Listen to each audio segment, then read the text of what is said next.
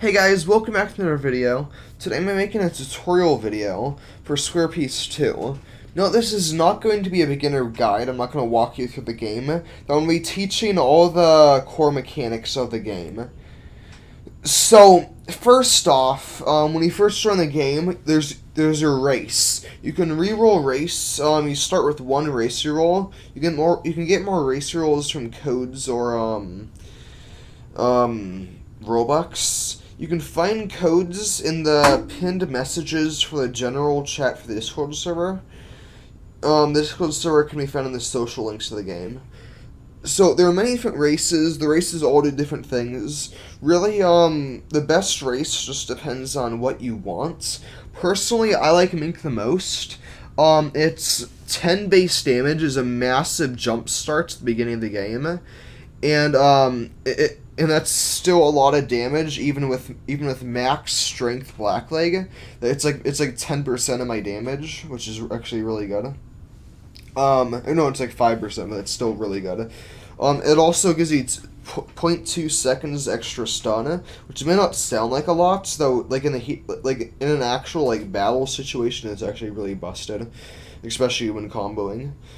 So it gives health, but it's not very much. So your race, not too big of a deal, but also a massive deal. It just depends on which race you want. All races are useful, so no matter what you get, you're still going to be getting benefits from it. So now I want to explain the GUIs in the HUD.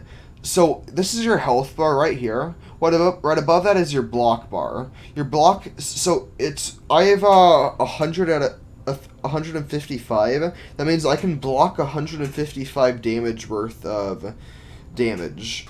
I'm gonna explain how you increase these in a second. This is your stamina bar, and this right here is a Geppo bar, like how many skywalks you have. No, it will start at 0 out of 0. To get Geppos, you have to buy them from trainers around the map. I'll probably make a video showing each trainer in a later video. So now down here, this is your bounty. You lose all of your bounty upon death. This is your money. You lose 10% of your money upon death. Right here is your stats. You can click this to show up your stats. So how these work, it's similar to SquarePeace 1 if you ever played that game. Or Clover Online if you ever played that as well. It's kind of like an old stats system, but personally, this is my favorite kind of stats system. I hardly see it in any games anymore. So how it works? So strength, sword, fruit, and gun are all the same, though they work for each of the different things: swords, fruit, gun, strength. Each time you hit somebody with that respective thing, you gain more experience towards it. The higher level it is, the higher the damage you do with it. So with 100 strength, I do a lot of damage with strength. With 2 sword mastery, I do hardly any damage with sword mastery. The more my sword mastery is, the more damage I do with the sword. The higher my strength is, the higher my damage is with strength. The max stats for each stat is 100 as of right now. Endurance is your health and how much you can block. Your endurance gets increased by taking damage. As you take damage, you get more endurance. I've never manually trained my endurance, so mine's pretty low. Your stamina, your overall stamina and your stamina regen, it increases by basically doing anything that drains your stamina: attacking, jumping, dashing, geppoing, anything. Down to willpower. Willpower is your hacky. You increase your hacky by attacking with hacky on. As you can see, I actually have hacky on right down here.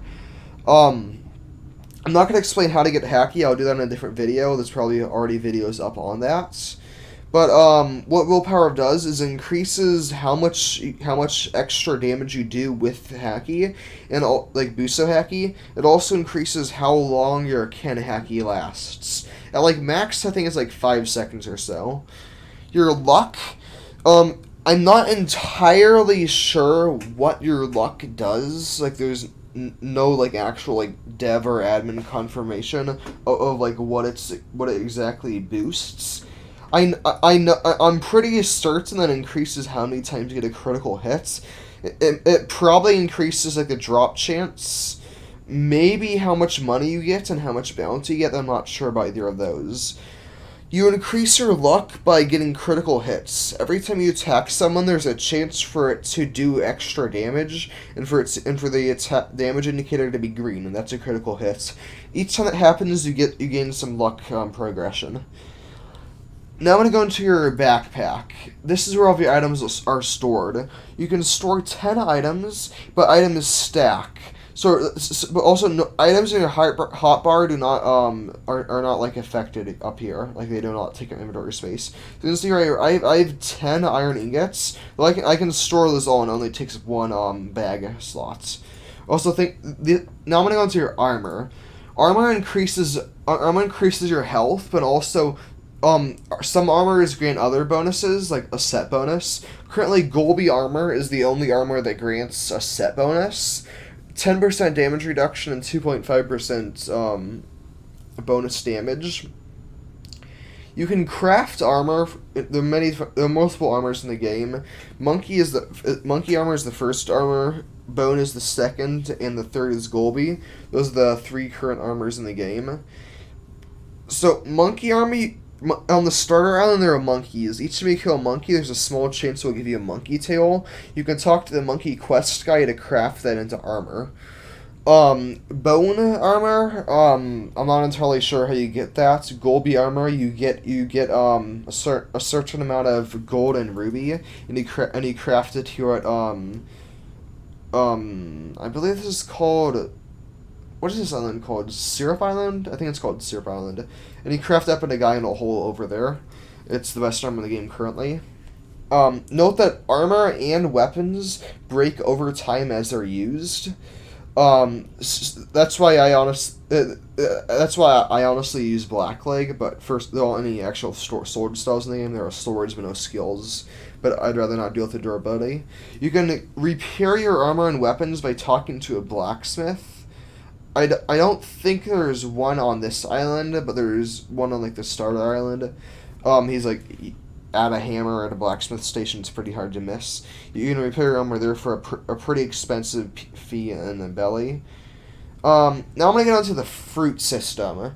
So, currently, one fruit, on the top right, you can see the server's lifetime right here. A fruit can spawn between 5 to 8 hours, so they're absurdly rare in this game, like really, really rare. No, this is all this information is early testing. I probably should have stated that at the beginning. All this information is due to change as of 5/29/2022. So a fruit can spawn every 5 to 8 hours. So it can spawn on the 5th hour. If it does not spawn, then it can spawn on the 6th hour. If it does not spawn, it can spawn on the 7th hour. If it does not spawn, then it can spawn in the 8th hour. It takes 2 hours for a fruit to spawn, and it can spawn underneath any tree. So this means if you do not have a fruit notifier, you're gonna have to continuously search for a fruit from the 5th hour to the 10th hour, unless you find it earlier, because it can first spawn in the 5th hour, and then the last fruits will spawn in the 10th hour. So that's 5 hours of nonstop searching. So good luck with that. I was really lucky to get invisible fruit. Some random dude who just gave me it for free, and it's actually really powerful in this game. So another way to get devil fruits, which is currently the only other way, is to use exotic chests. Now I'm going to explain the chest system.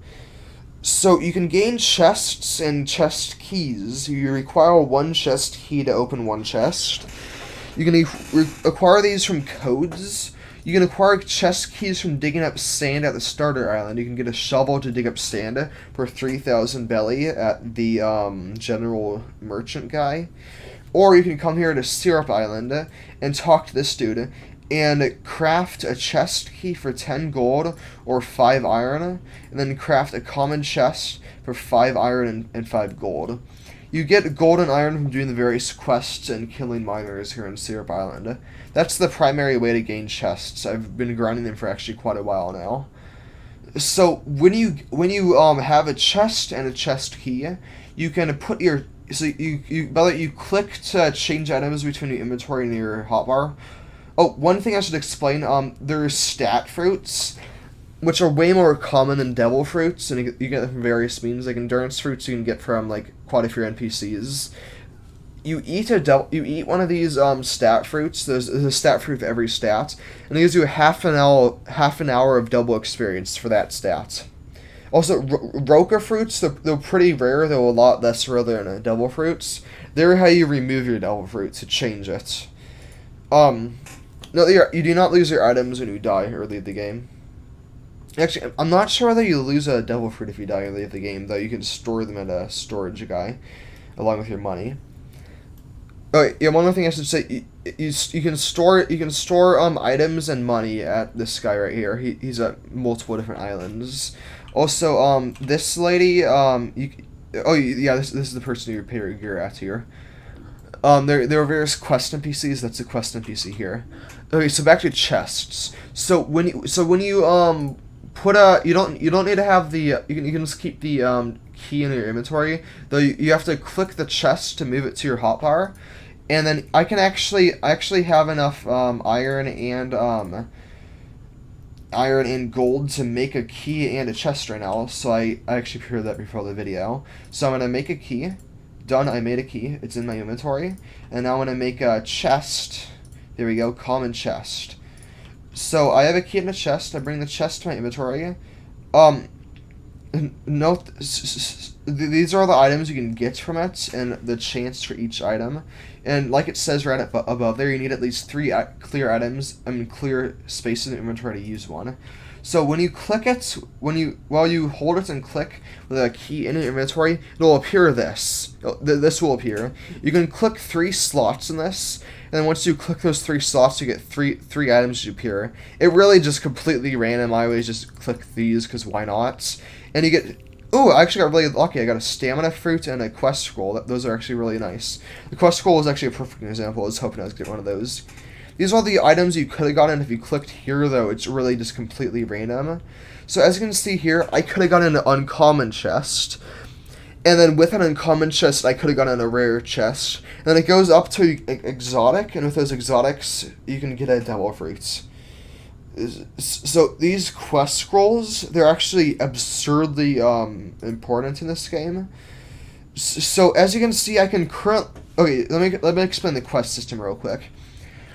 So you get stats from disease and your abilities. You get money and items from quests. So I'm gonna quickly get Miner 1 quest. I can get 7 quests because I've used 6 quest scrolls. If I use another one, that'll make it so I can get up to 8 quests. If I get 8 of the same quest, this essentially means when I complete it, I get 8 times the reward, which is really good. I'm not sure what the max of quest scrolls you can have. I really have no clue. I'm going to quickly complete all of these. I'm going to quickly complete this because it's fast. Also to show you how busted Blackleg is. I actually nearly have max damage with Blackleg, which is nice. Getting close to maxing else.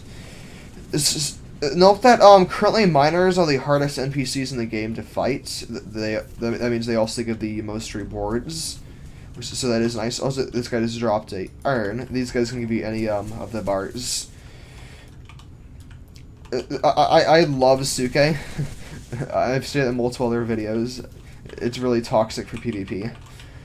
But what else should I explain while doing this? Oh yeah, I'll explain fighting styles. So there's the quest. You can get quest scrolls from chests. So I got 8 times rolled, 8 quests completed. So fighting styles. Currently there are only 2 fighting styles in the game, Rokushiki and Blackleg. Each one you buy for 50,000. Blackleg you buy at the Baratier. Rokushiki you buy at Baratier is like all the way down there. You can actually just barely see its horizon right there. Rokushiki you buy at that island right there. I believe it's called Wild 2. Rokishiki is kind of bad right now. It's really good for supportive. It gives you a teleport move and like a unbreakable block move and like a couple low damaging attack moves. It's really bad for fighting. Though if you have a good fighting Devil Fruits, then it's probably the best fighting style for you for some good supports.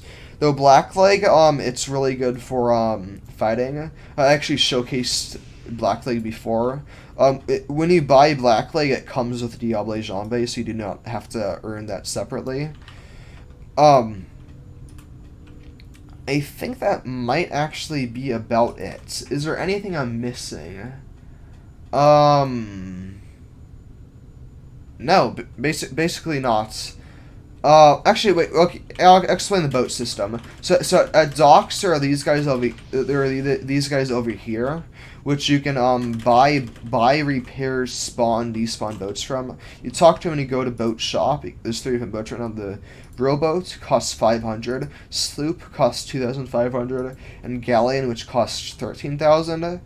The sloop has 75 speed. The galleon has 125. I don't know the speed of the rowboat. I never had one.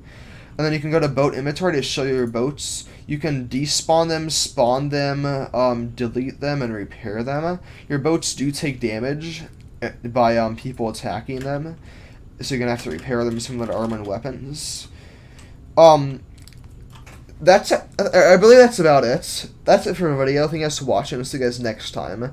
I am probably gonna make a starter guide soon, which will show what you're supposed to do when you first get in the game, like where to get your first weapon, like how to grind at the beginning, and like all that different stuff.